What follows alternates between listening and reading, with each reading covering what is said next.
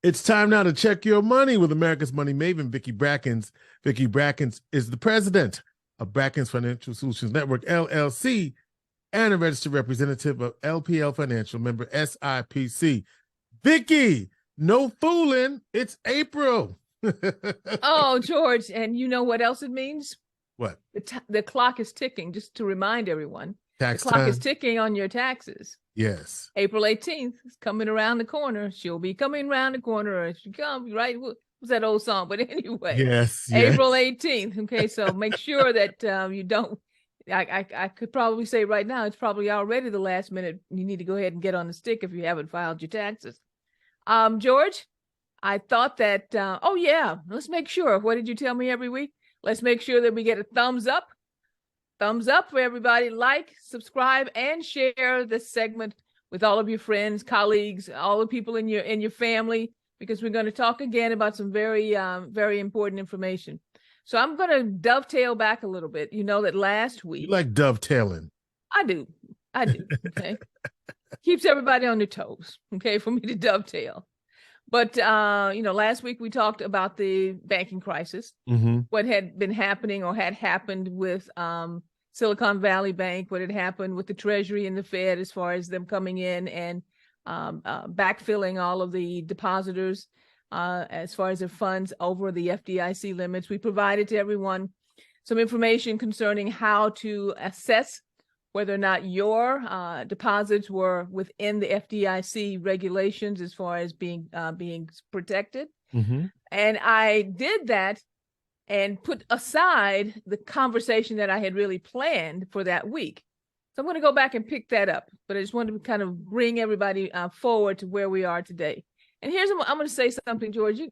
How long has it been? 200 episodes we've already done. I've been involved with the financial services industry now for 30 plus years. We've said some of the same things over and over and over again. We've tried to find ways to spin it, ways to massage it, okay, to make sure that everyone at least felt that information was fresh. Yeah. So what I'm going to say today, I am sure most people are going to say, Vicki is slipping. Something's going on. What has changed? Because what I'm going to say today is going to make everybody's hair curl. But here it is. Okay. I do not care about your budget. Oh, right now. Wait a minute. Oh, what? I do not care about your budget. Say what? I do not care. This is America Money Maven's money moment. Right. I do not care about your budget. All right. So you just. I don't care if you have a budget. Oh. Okay. Now, are you shocked? Are you off the floor yet, George? Well, I'm getting ready to say you done spent 200 episodes telling me why I needed to have a budget and why I needed to do this and know that. Now what you talking about, Vicki? So you trying to figure out what has happened. Okay? What happened? Okay, so I went back and I thought about every book that I've read and the conversations that we continually have. And I felt like we were going in a circle, repeating the same things over and over, yet I don't see any progress. Okay. Or not as much progress as the efforts that are being put in. So I stopped to think and say, what are we missing? And here's what I think we're missing. What you missing? We talk about budgets when we should actually be talking about, I want to see your expenses. Oh. I don't care because the budget is about what I hope to happen. And the expenses are about what is really happening. So from this point forward, can I just say it the way they say it around the way? Yeah, sure. What happened? What happened? What happened? What happened? Okay. I want to know about your expenses, what you are really doing, not what you hope to do. Let's go. All right. So I'm going to give you a new exercise. Oh, okay. Okay. And you ready? Yeah, I'm ready. Here is the exercise. Find out and start tracking what you are spending. Period. Don't make a judgment call about it. Don't say it doesn't fit into my budget. I want to know what you are really spending, because until we can identify expenses, what you are really spending, what your real spending pattern is, we can't make judgments on what you should do because it's already, as I say, the horse is out of the barn. Things have already happened. We need to understand what's really happening and then start talking about what portion of the expense is something that you want to continue. It's a reality check. Okay. Okay, an absolute reality check.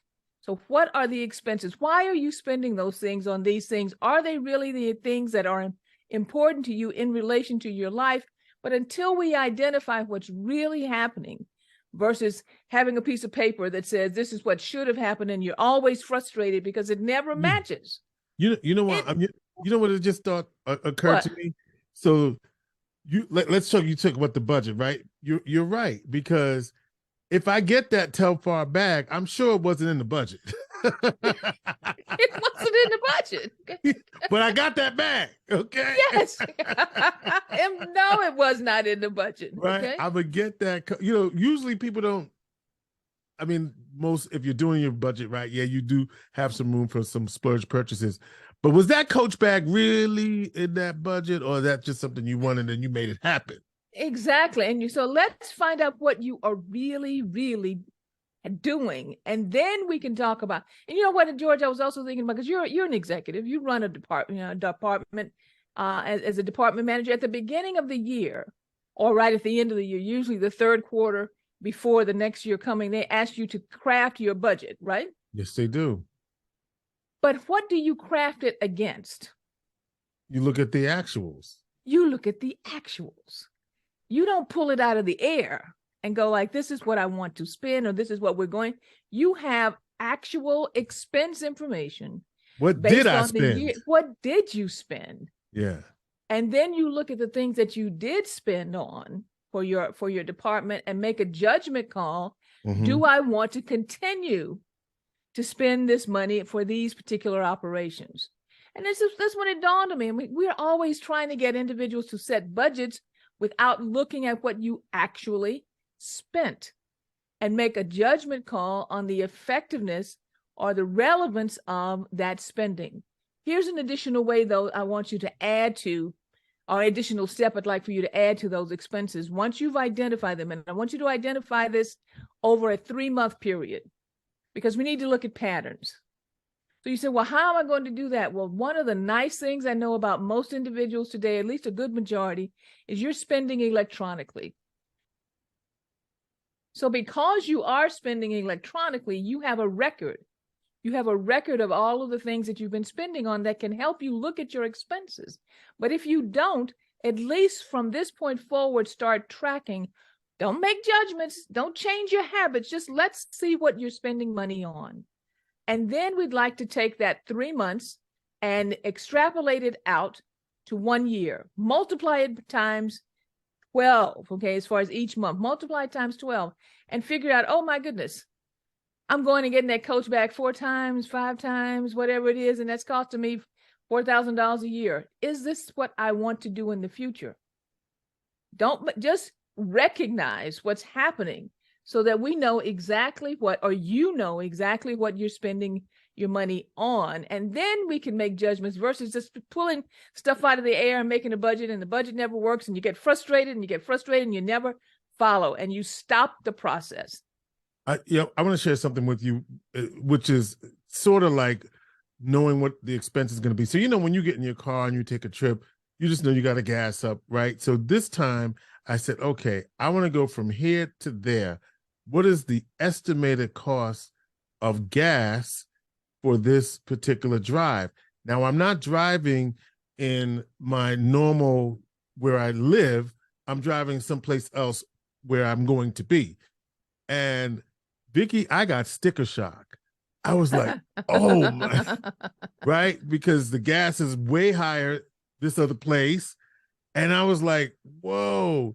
So now I know I can anticipate that cost, because I would have been shocked if, I would have been like, what happened?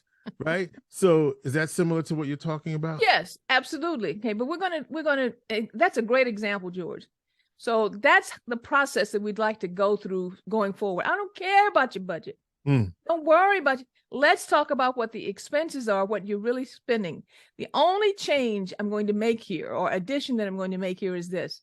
Once you finish tracking all of your expenses, I'd like for you to go through 2 steps. 1, add an expense line that says retirement savings. And look at, and if you have, if you're single, you would do it exactly like this. Look at retirement savings, add a line, and look at your salary for the year and multiply your salary for the year times 5%. Reason I chose 5% is from just a quick survey. Most retirement plans have a matching component up to 5%. When you're with your employer, you mean, when right? You're with the employer. So if you put in 5, they're going to put in 5. And we want to build into the expenses a ongoing habit of 5% going in to either your 401k, your 403b, 457 plan. That's part of your retirement plan for your employer base. The second line, again, look at your salary, multiply times 5%, dedicate that to emergency fund.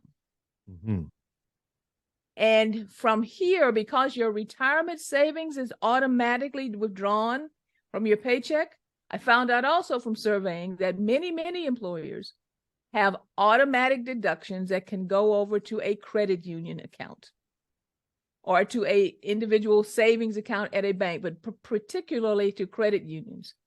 Have that money directed automatically out of your paycheck into an emergency fund. So George, now make sure this is clear. That's 5% per person who works in the house, not 5% for the household. So if you have a husband and wife or a lover and a friend, whatever it happens to be, whatever number of actual working people, 5% into the retirement account, 5% into the emergency fund. That is part of the expenses. So you add everything else up. And now what's going to happen? We're going to look at, my annual salary is A, my expenses are B plus, possibly there's a deficit. That's when we come back and have the conversation about what to do. Or my annual income is A and my expenses are B minus and we have a surplus. Then we talk about what to do. But right now, I don't care about your budget. I don't care if you make a budget. I need to understand, you need to understand what your actual expenses are so that we can track exactly what's going on with your expenses and you can start making informed decisions. Okay, George, the bell went off that told me that I'm talking too long again. I got your bell in the background. I hear you.